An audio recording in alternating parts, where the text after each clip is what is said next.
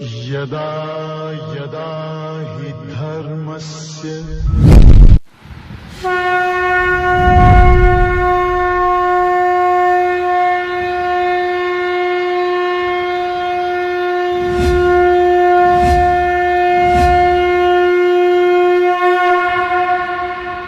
ॐ गणानां त्वा गणपतिगुं हवामहे कविं कवीनामुपमश्रवस्तमम् ज्येष्ठराजं ब्रह्मणां ब्रह्मणस्पत आनशृण्वन्नोतिभिः सीदसादनम् ॐ श्रीमहागणाधिपतये नमो नमः।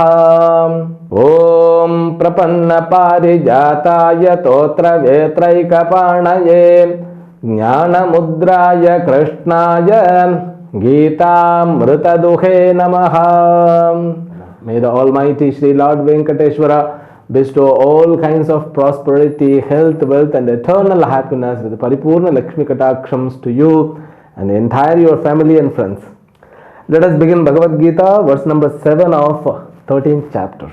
Shri Bhagavan Uvacha Amanitvamadambhitvam Ahimsa Kshantirarjavam Acharyopasanam Shaucham Sthairyamaatma Vinigraha. Srimad Bhagavad Gita, verse number 7. See, I mean, it's a verse number 8, but extra we added one shloka which was in the form of question from Arjuna. So that is considered number 1. So if we calculate it, it becomes number 8, but that is, that's kept in a few books, those that verse is not given. Therefore, so I am just saying that 7 means the printed normal books. So few books they add the first verse. Therefore, the first verse which I referred, it is not calculated here. Let it be that verse is special verse. Just we will continue with the normal number. Okay? So that's what I said, verse number 7. So verse number 7 is really considered as a 8, but just keep in your mind. Otherwise, every time it is confusing. We are just going with the normal numbers. In the maximum numbers of books, it is given like that. Therefore, now let me read once again. So Shri Bhagavan Uvacha Amanitvamadambhitvam Ahimsa Kshantirarjavam Acharyopasanam Shaucham Sthairyamaatma Vinigraha. So Bhagavan Krishna just explained about Kshetram in the last 2 verses. The topic which was even dealt in the second chapter, but in the different technical terms. There Bhagavan dealt with as Atma Anatma Swarupam. But here Bhagavan has taken as a Kshetra Kshetrajna Swarupam. We should not forget this chapter began with the question from Arjuna, in which he wanted to get the explanation of for 6 technical terms. Those 6 technical terms are the main content of the last 10 chapters, means 12 chapters. What are they? Prakriti Purusham, Kshetram Kshetrajnam, Jnanam and Jneyam. All these 6 technical terms, they specify the same topic from 6 varieties of angles or from different standpoints.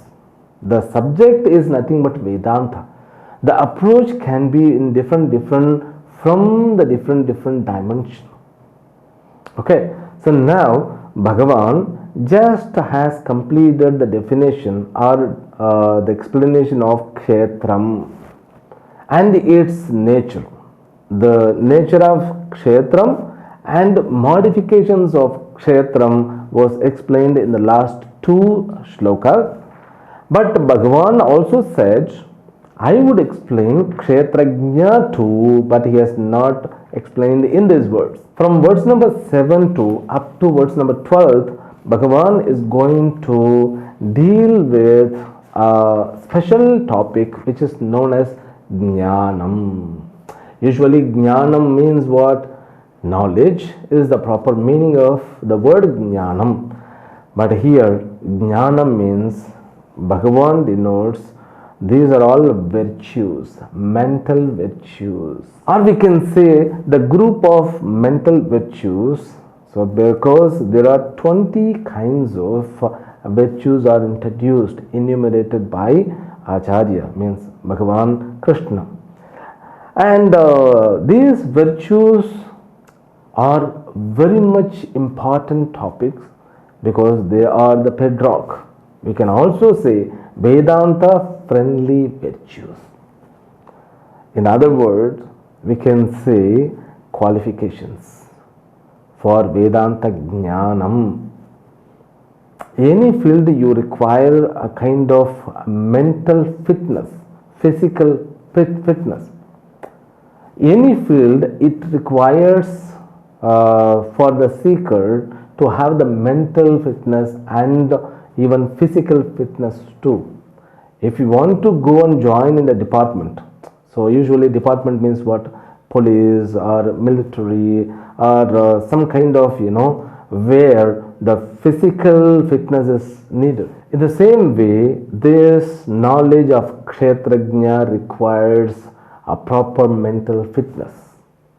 That mental fitness only is possible when the mind is endowed with virtues. Therefore, it is known as Jnanam. This Jnanam is the Prayojana of Karma Yoga. Otherwise, we also call Chitta Shuddhi. The Chitta Shuddhi, I mean the mind which is attained, which has got the status of Chitta Shuddhi, will own all these 20 kinds of virtues. And we have to be very careful even if a mind is not fit enough or it's not matured enough, then it loses the capacity or it doesn't have the capacity to receive the spiritual knowledge. If a spiritual knowledge is seeded in a mind, the mind which is not fit enough, then what happens? The mind will start abusing the knowledge, misusing the knowledge, because the knowledge will be in the form of undigested food. The knowledge has to be assimilated. A mature mind alone will have the capacity to assimilate the knowledge. Therefore, duty of a guru is to check with the mind of Shishya whether he is qualified enough, matured enough or not. Now, knowledge of Kshetram doesn't require that much qualifications. Even for that, you have to be fit enough. Mentally, you have to be fit enough. Otherwise, you cannot enjoy the fruit. You cannot assimilate it. Whatever the knowledge had been given in the last two verses, just knowledge about all material aspects. Just he taught the equation of all materials. So, all materials are connected.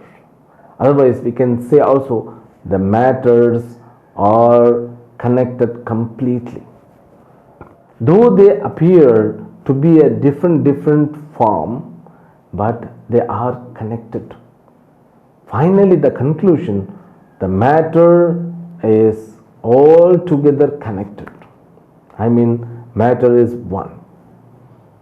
One principle, but it appears as though many in forms, many in names, many in characteristic. In order to digest it, you have to be fit. If your mind is not endowed with concentration, if your mind is not endowed with virtues which are going to be dealt with, enumerated by Bhagavan, then it may not use the knowledge properly. Therefore, Acharyas are very careful in these places. Before bringing the knowledge of Kshetrajnaha, because 13th chapter is considered as a main chapter in Bhagavad Gita, in which equation is discussed all together completely. Then what about the other chapters? They are the supportive chapters of 13th chapter. That's all. Because the 14th chapter only going to deal with the trigunas. Gunatraya Vibhaga Yoga. Then the 15th chapter is going to deal only Purusha aspects. There is no equation. The Purusha's aspects, it is going to be dealt in the 15th chapter, and the 16th chapter it is going to deal with the characteristic Asura Guna and Deva Guna. Therefore, that Devasura Vibhaga Yoga, two kinds of characters, divisions of the nature of the people. Celestial nature, the nature of demon. Then 17th chapter will discuss about Shraddha Traya Vibhaga Yoga. Then the 18th chapter is going to deal about Moksha Sannyasa Yoga, about complete liberation and renunciation. The chapter in the third Shatkam, which deals equation completely, is that one is 13th chapter. This chapter has to be studied thoroughly, seriously. Now these virtues are very important even in our day-to-day life. Otherwise we can call it as dharma. What exactly the virtues, So the virtues will give the capacity to digest knowledge. There is a saying in Sanskrit, Anabhyase Visham Shastram Ajirne Bhojanam Visham. When the food is not digested in our sharira, that becomes a poison. You cannot live healthily with a poison. The same way, when you learn, you have to focus on these virtues. We have to own these virtues. There are 20 virtues Bhagavan is going to enumerate. We have to learn it properly.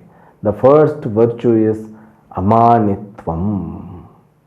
So when you add a in the beginning of any word, usually it gives the direct opposite meaning.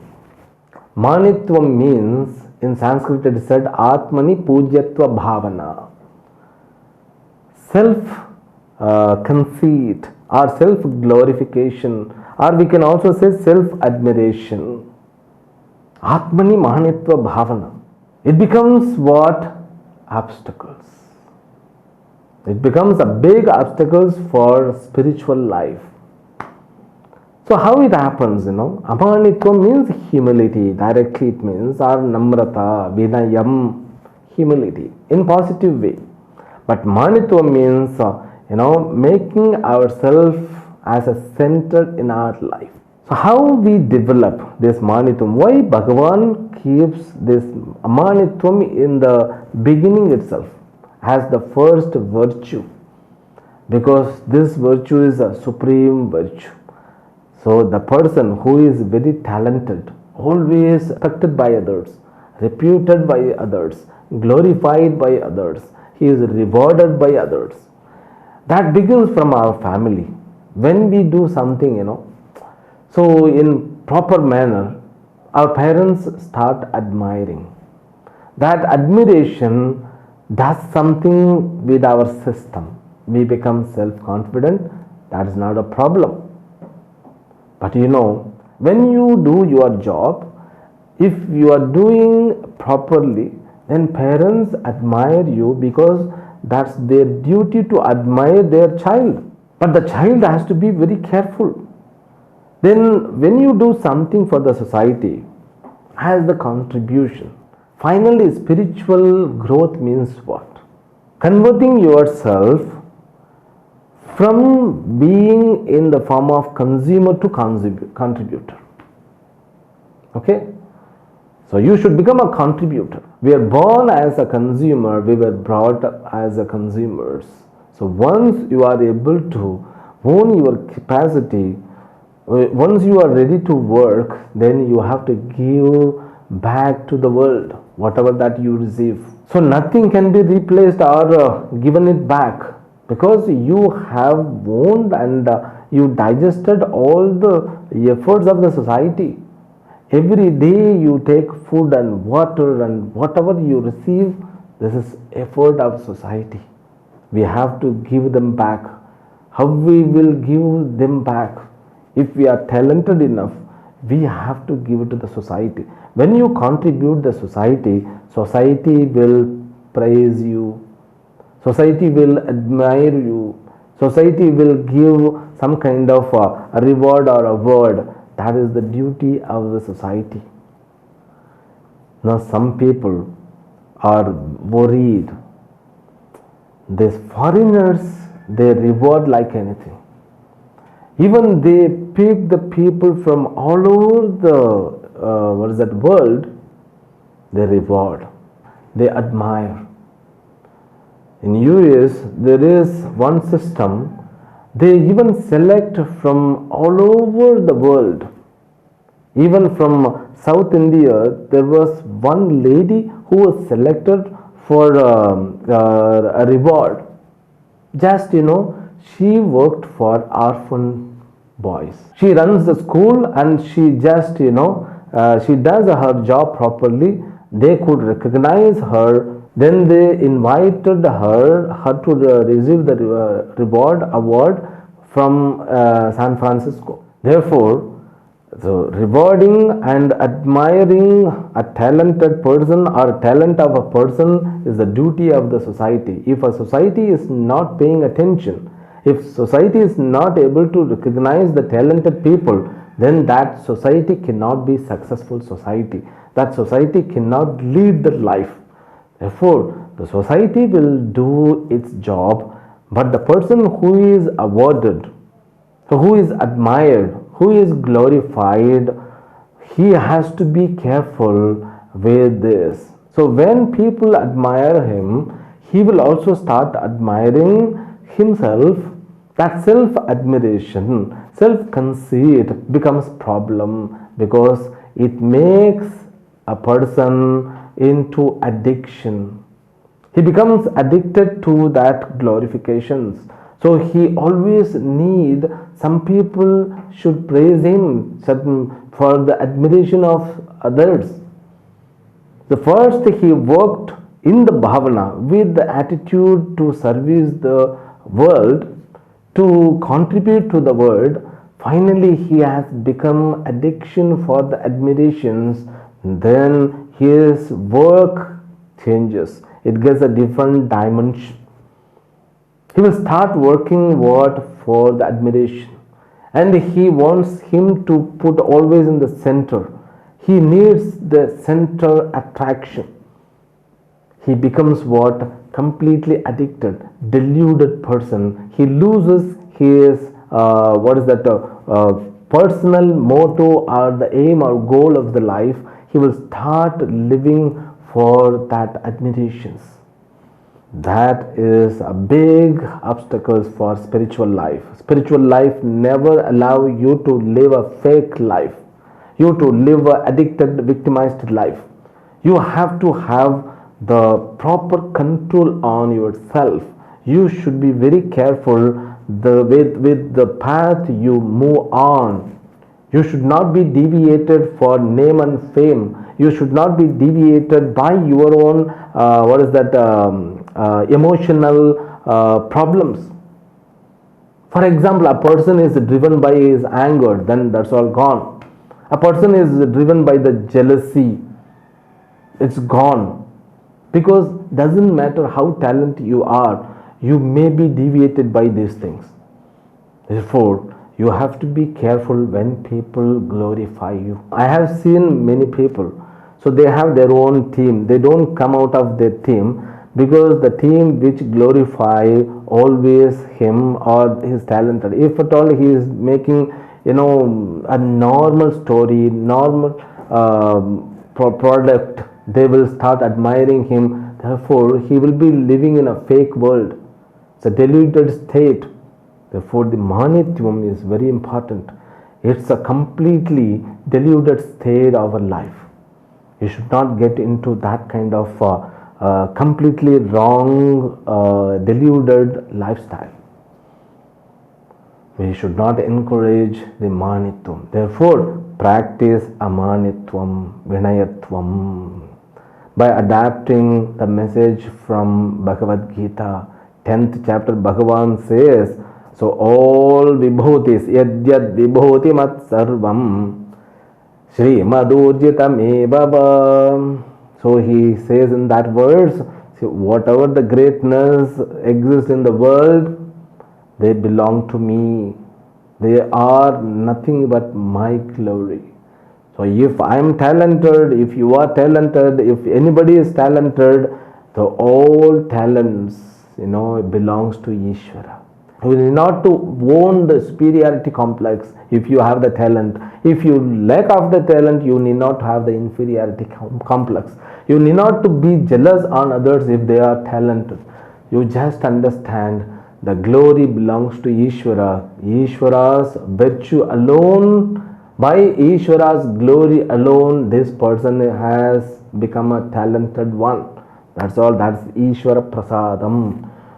Therefore, if we have any talent, if we have any kinds of knowledge or capable of doing anything, you just be as a down to earth person. You have to continue your life not giving priority, not giving importance for name and fame and glorifications. That's what Amanitvam is, the first qualification, first virtue Bhagavan gives. This virtue will keep you on track, spiritual track. Even in spiritual life, when you gain, spiritual life is the proper life, completely nature will start supporting you. If you are adapting a proper spiritual things, discipline in your life, and you are not giving importance to all these other deluded object or deluded subject, whatever that worldly things, then you will be given a special power. You will be given a special vision. You will be given a kind of capacity. Even those things should not delude you. You should not be carried away by those things. Therefore, you have to be very careful. This Amanitvam practice alone, the first practice which are taught in Ramakrishna missions and in any spiritual organization, they teach about this Amanitvam. For that, you can even sit for at least half an hour to think whatever the talent I have, it's not mine, it's Bhagavan's talent. If you have any Ishtadevata, so you should have means you have to have a Ishtadevata. Without a Ishtadevata, don't live, my dear. It's my suggestion and request. You select any Ishtadevata. So I don't care how many friends you have, how many relatives you have, how many closest people you have, but you should have your Ishtadevata. You fix Lord Venkateshwara as your friend or husband or wife or father or mother or even enemy, doesn't matter. You just start relating with your Ishtadevata and you just offer your all glories, capacities, talents, and people, if they are rewarding you or they are giving Padma Bhushan, Padma Vibhushan or Veer Chakra, whatever the so rewards are there, you just surrender to your Ishtadevata. So you can practice Amanitvam in that way. Even spiritual leaders, when you do Namaskara, they just say Om Namo Narayanaya. It means what? They are just transferring or posting your Namaskara to the Lord. They are not owning it. When you do Namaskara, just for them the Namaskara is not for them. Just they realize the Namaskara only goes to Narayana. Om Namo Narayanaya. Narayanaya. Therefore, people also say Narayana Smaranam. This is how you can practice Amanitvam. Any talent, any reward or award, admiration, glorifications, just don't own it, or you start seeing as the Ishvara Prasad. So this is how we can practice. We will go to the next virtue in the forthcoming sessions tomorrow. I'll meet you. Harihi Om. Shri गुरुभ्यो नमो नमः। ओम पूर्णमदः पूर्णमिदं पूर्णात् पूर्णमुदच्यते पूर्णस्य पूर्णमादाय पूर्णमेवावशिष्यते। ओम शांति शांति शांति। हरि ओम श्री गुरुभ्यो नमः। हरि ओम।